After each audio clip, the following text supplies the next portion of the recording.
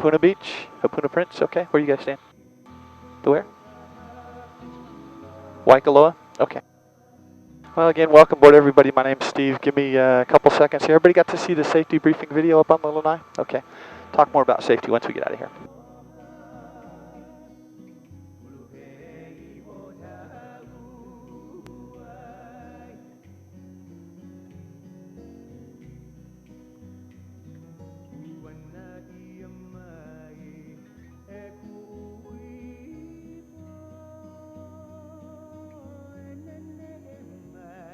Anybody ridden in a helicopter before? First for everybody? Right on. So I got 1 day experience on you guys.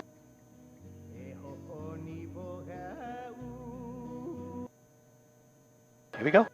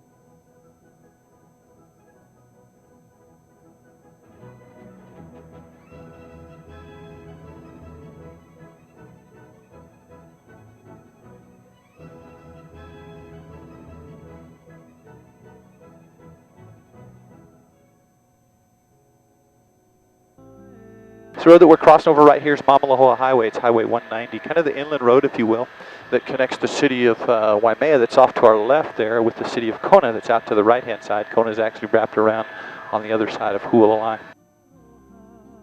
Okay, 4 cameras on board the aircraft, and I already showed you that once right up here in between you and your mom. It can see everybody, so everybody give yourselves a big wave and a happy aloha. So it depends upon a bunch of different factors, but they estimate about 12 minutes.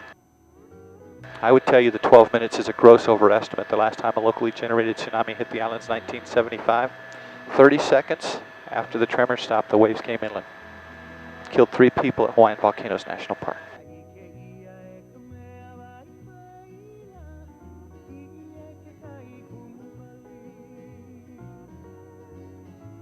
Hualalai is a little over 8,000 feet tall.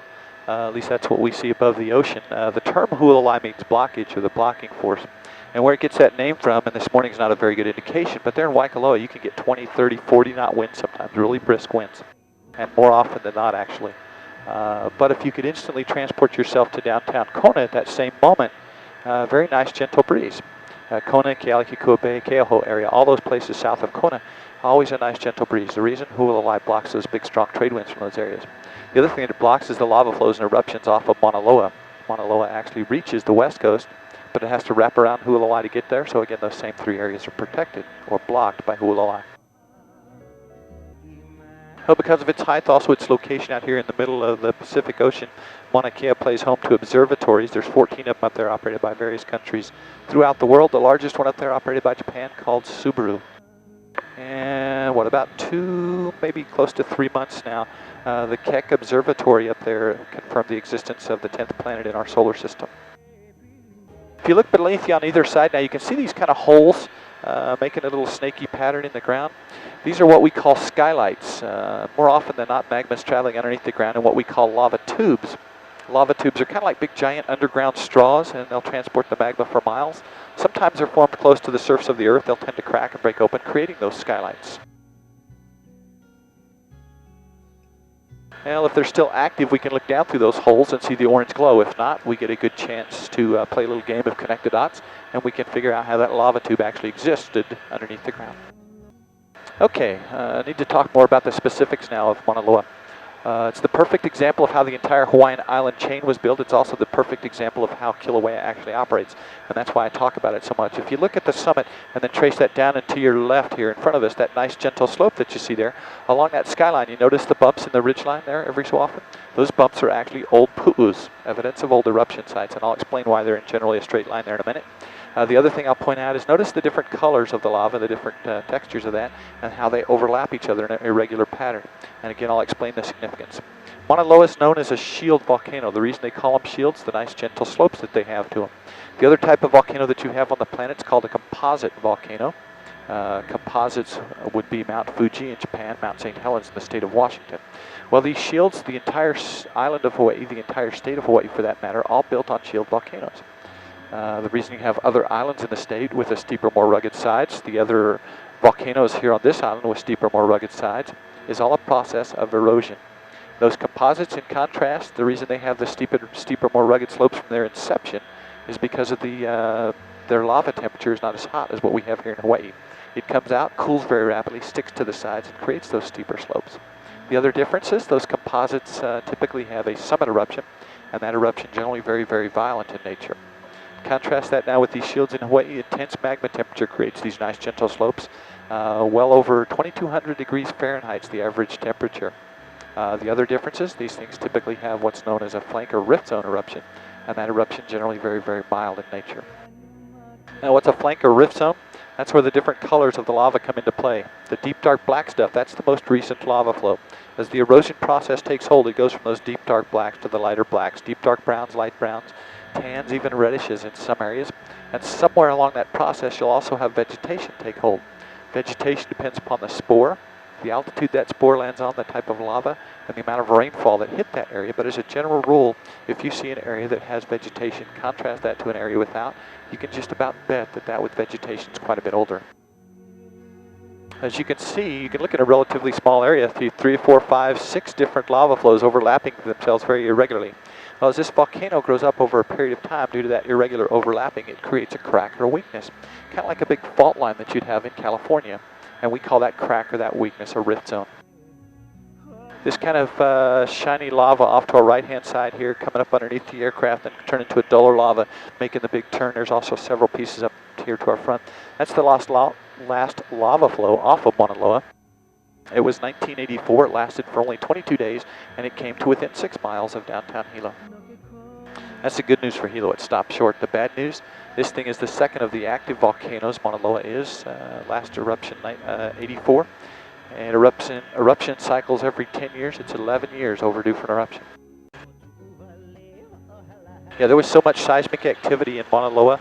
October last year prompted the USGS, which was what, 12 months ago now, to come out and say that this thing would erupt within the next 14 months. They've got 2 more months to be correct. Otherwise, they can go work for the hurricane forecaster people.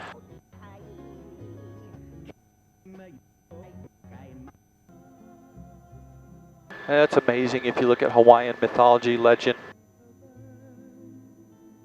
Maybe couldn't explain things scientifically, but evidence through the mythology, through the legend, that they had a very clear grasp and concept of what was going on. What took me about 10 minutes to tell you the scientific reasons why the oldest islands to the northwest, the youngest down here to the southeast, give me about 20 seconds, I'll tell you the mythology and legend that explains the exact same thing. Mythology behind Madame Pele says that she was in search of her home to the northwest of here. Every time she would dig her fiery pits, her sister, the goddess of the ocean or the water, would overcome those fiery pits, extinguishing her fires, forcing her to move further and further to the southeast until she finally found her home here on the Big Island, more specifically, Kilauea and the Halima'ama'o crater inside of Kilauea. And if you look off in the distance there off our nose, you can see Mauna Kea very majestically with the observatories on top. And in the foreground, the nice gentle slopes of Mauna Loa.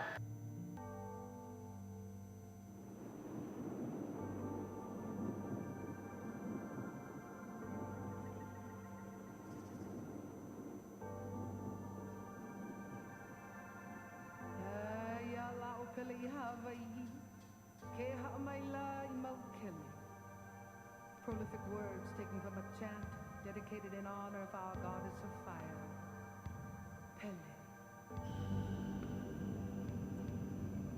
She came from the island of Kuahilani, an island set aside for our gods and Oh yeah, it's boiling. there she lived with her family. As a young girl, she was the apprentice to the fire god, Lono Makua.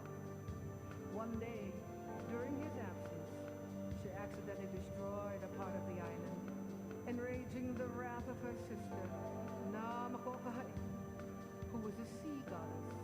And Danielle, again, Patricia, be patient with me. We'll come around and put this out the right side as well. Pele fled from the island, taking with her her younger brother and sisters. Setting sail for our Hawaiian islands, she visited each island, hoping to find a new home to build her fiery pit. But it seems, wherever she would go, the ocean's water would come and completely cover the pit, letting her know her sister was closely behind in pursuit. It was on the island of Maui that they finally came face to face. In fact, a battle took place on the slope of Kilauea, our famous mountain on Maui. Pele lost, with her bones being scattered throughout the four winds. The gods took pity on her and granted her immortality to roam the earth in spirit form, where she resides to this very day at the pits of Halimomo on the Big Island. To some, she is feared. To others, she is revered. But to many of us, she is the creative mother of the universe. For wherever she flows, she builds new worlds, cleansing and purifying as she goes.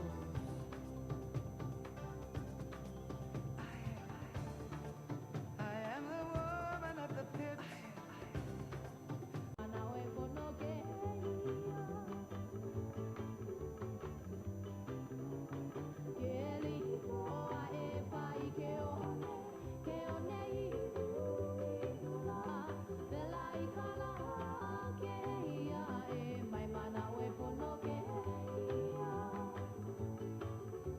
And as we turn over the top of this, Danielle, Frank, Patricia, it'll be a lot easier to see. Sun will be at our backs, be quite a bit easier to see.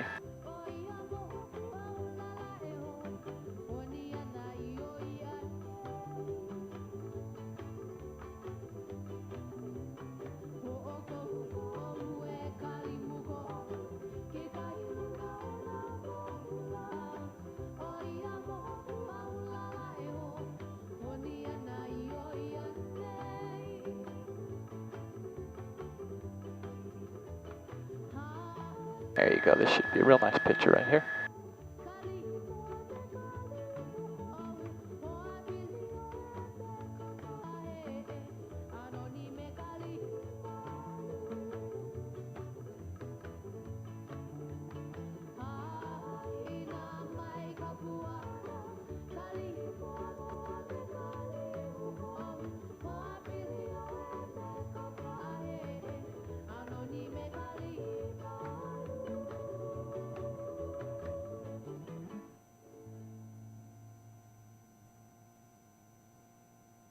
Taken as we make this turn, should get a real good picture with the shade being cast by these steam clouds down there.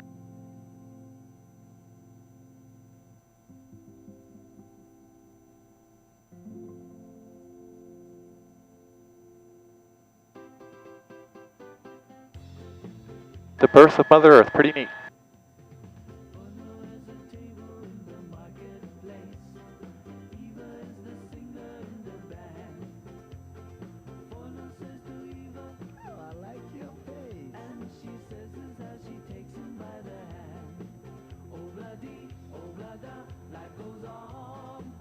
Another thing that you might notice if you look in the backyards of these homes, what looks like everybody has an above ground swimming pool.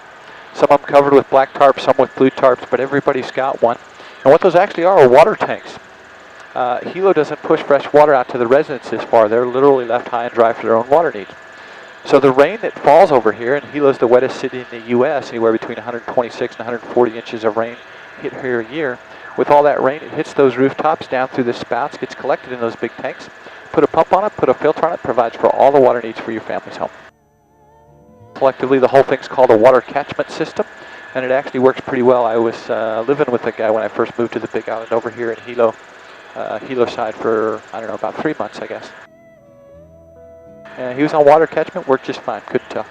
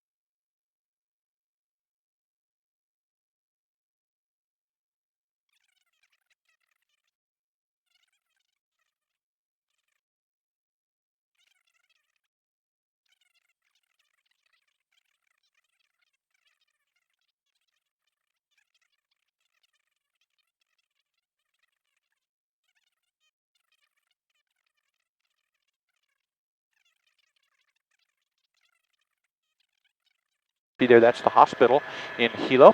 Just this side of the hospital, that first waterfall that you see there, a big waterfall, is called Rainbow Falls. Creates a lot of mist. There's a nice lookout if you get over here in the morning. Today wouldn't work because there's not enough sunshine, but if you get over here on a day with some sunshine, get at that lookout, some gorgeous, beautiful rainbows right there. And the cave back in behind Rainbow Falls is believed to be the home of the demigod Maui's mother. Her name is Hina. It's believed that the demigod Maui met his fate at the back of the valley, where his body thrown from the cliff tops fell upon the ground bleeding, causing the soil to turn red. There also used to be a Luakini Hitya, or human sacrificial temple, about 300 yards inside the valley, and again, blood from those sacrifices, believed spilt upon the ground, caused the soil to turn red. Used to be a very large concentration of Hawaiians inside this valley, but due to that 46 tsunami, as well as several other natural disasters, including a 79 flood that left over 4 feet of water in the valley, most of those folks have all left. Okay, as we turn to front the valley here, Anna, Patricia, I want you to use the front two valley walls. You can see how they create a V at the back of the valley. Okay, now incorporate that back mountain. Use the front mountain, go down to where it hits the back, then go up, down, and then switch back to the front again. See how it makes a W. It's the Waipio Valley. It's got its own signature. It's not Volkswagen either.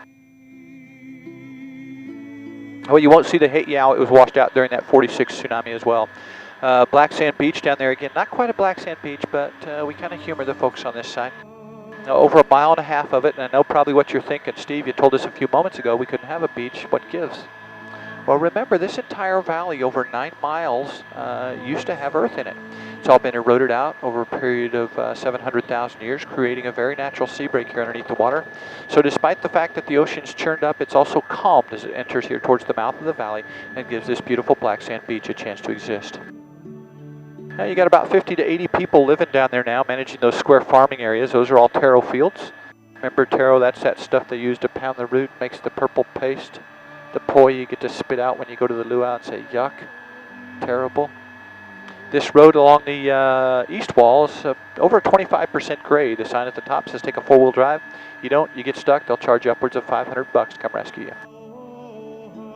Second most visited spot in the state, aside from the Volcanoes National Park. Hi'ilave, that is the waterfall that you see at the back left-hand side.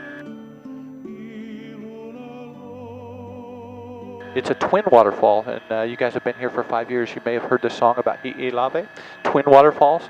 There's actually 2 when you get a lot of rain over here. There's been some water also taken off for plants and things like that. So generally that one's the one that flows all the time. Little switchback trail that you see along the west wall is actually a hiking trail. You can hike from the Waipio Valley to the Waimanu Valley over that ridgeline. It's believed that the mana of the gods serves a very special protection to those inside the Waipio Valley. Despite all the natural destruction that has happened in the valley, not a single soul has lost their life inside Waipio Valley.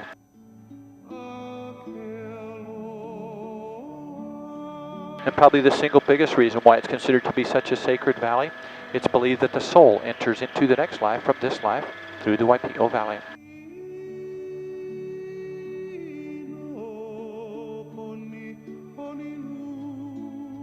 Now the next valley we're headed to is called the Waimanu Valley. Wai again meaning water, Manu birds, the valley of the water birds.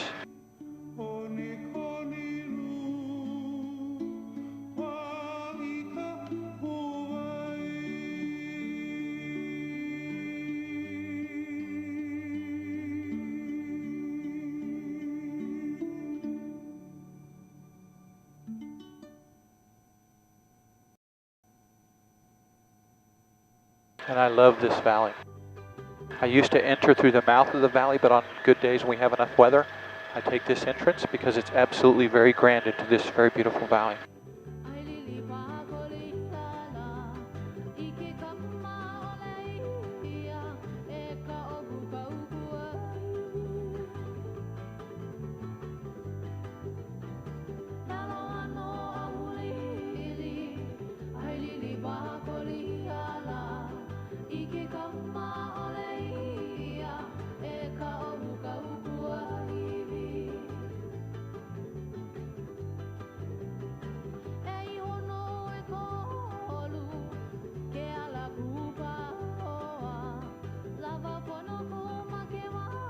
And Patricia, guess what? The Hawaiians did something special for you.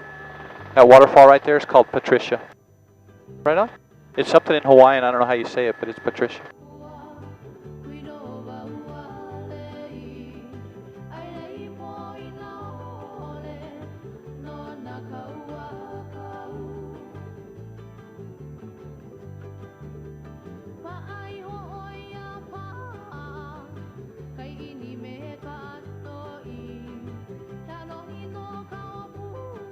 This area off to our left front used to be an old eruption site. It's been eroded out over a period again of 700,000 years and has left us these gorgeous 2,800 foot cliffs that we can go back into and enjoy these lovely waterfalls. And it's at the base of this waterfall where King Kamehameha was wed to Queen Ka'ahumanu.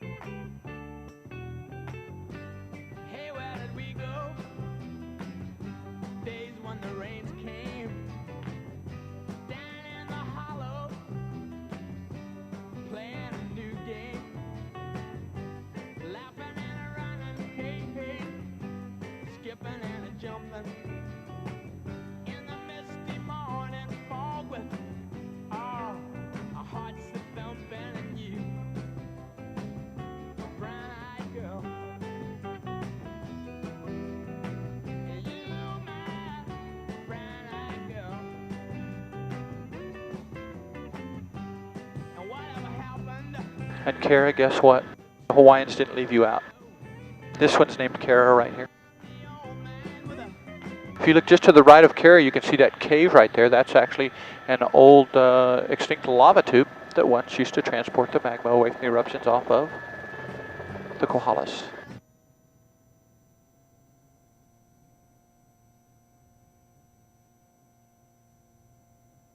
So Kara, meet Kara.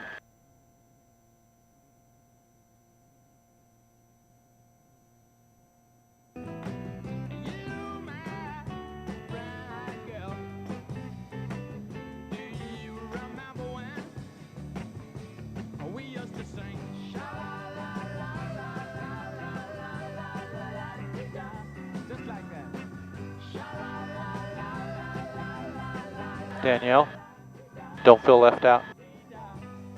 I flew a guy a couple weeks ago and he said, Steve, I bet you the waterfalls change names with every flight. I said, how dare you ask me that question? So Danielle,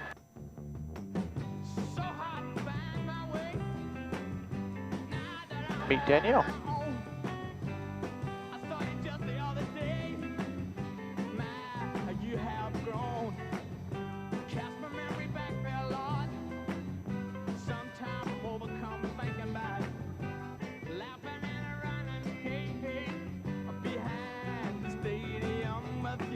Feeling left out yet, Anna? I'm saving the best one for you, okay? Actually, I did. They did.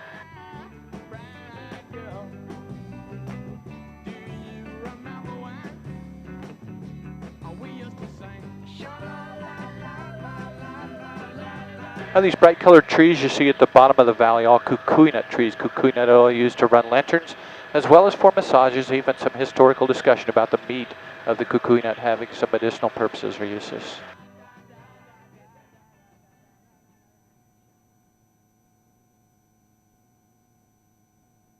And Karen and Tom, as we go through this gap up here, I'm going to tell you, don't know, it just depends upon how the cloud cover is, but if there's not a bunch of clouds, if you look off to your left, you'll be able to see Mauna Kea, and it looks very, very beautiful because you've got these green valleys here in the foreground. So again, just got to play the clouds, see what happens.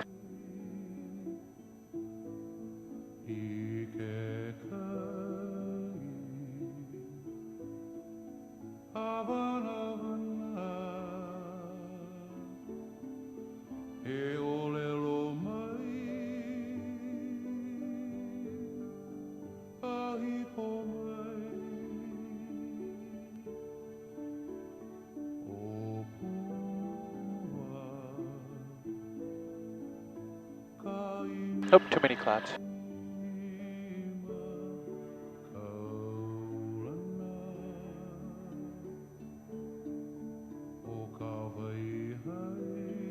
Okay, Anna, guess what that one's named? Come on, one guess. Nope, it's Steve. Sorry, guys.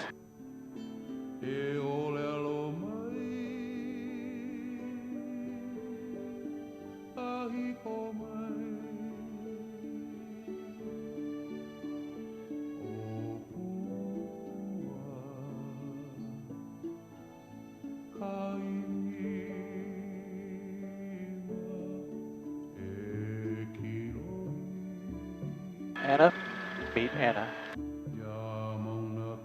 Splits at the back.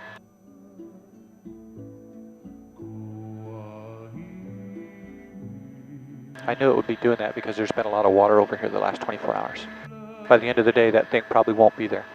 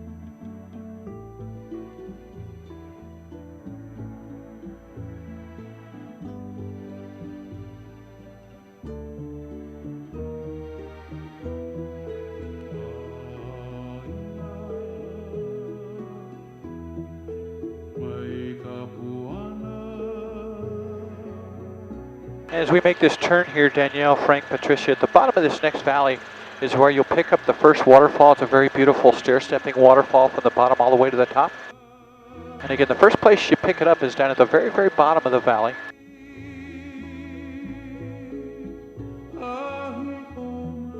And there it is.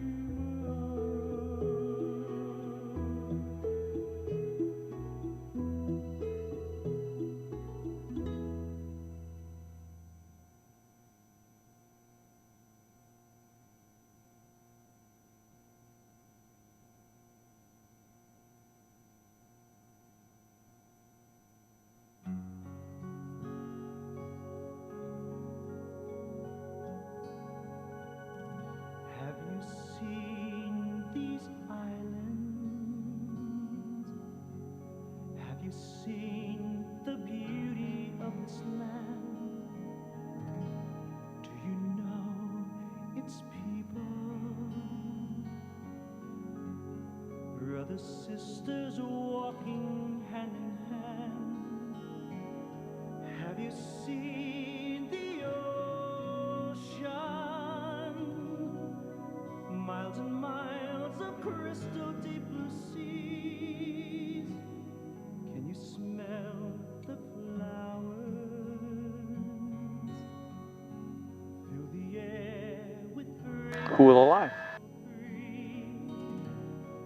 A lot of the water that falls up here is taken off. Some duct work you can see out here to your left and right, some pipes, things like that. Is taken off and put into several reservoirs just past these buoys to our left-hand side. That water is then treated. Some of it's sold to the residents of Waimea. Some of it's also given to cattle.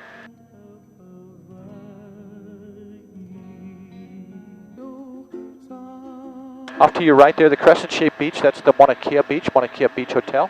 Said to be the best snorkeling beach on the island. Personally, I don't think it's even close, but that's what the books say. Hapuna Beach, Hapuna Prince Hotel, just to the left of that.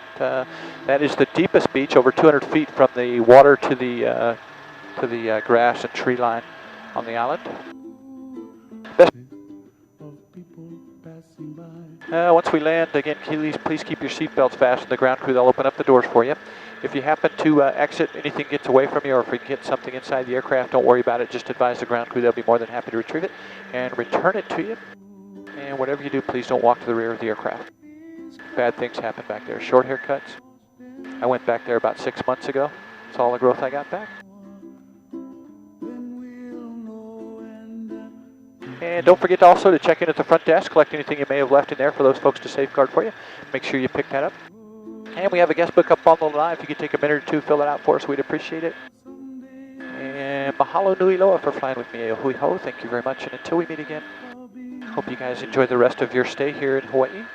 And more importantly, here on my favorite island, the big island of Hawaii. Bunch of diversity here, unlike the other islands in the state.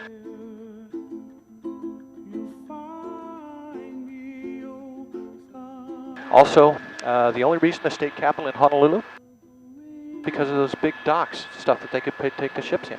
Between the Waipio Valley and the city of Kona, all the ancient history, the monarchy, all happens here on this island. Absolutely a phenomenal island. That's why it's my favorite, not only because I live here, but because of those reasons as well. And Danielle and Frank, again, congratulations to you guys. And Tom and Kara on what, number 9 it was, right? Congratulations. The Hilton there to our right front, the Marriott here to our left front. A Bay. And Naiho'omalu Bay. I can't even say it, that's why I just say A Bay.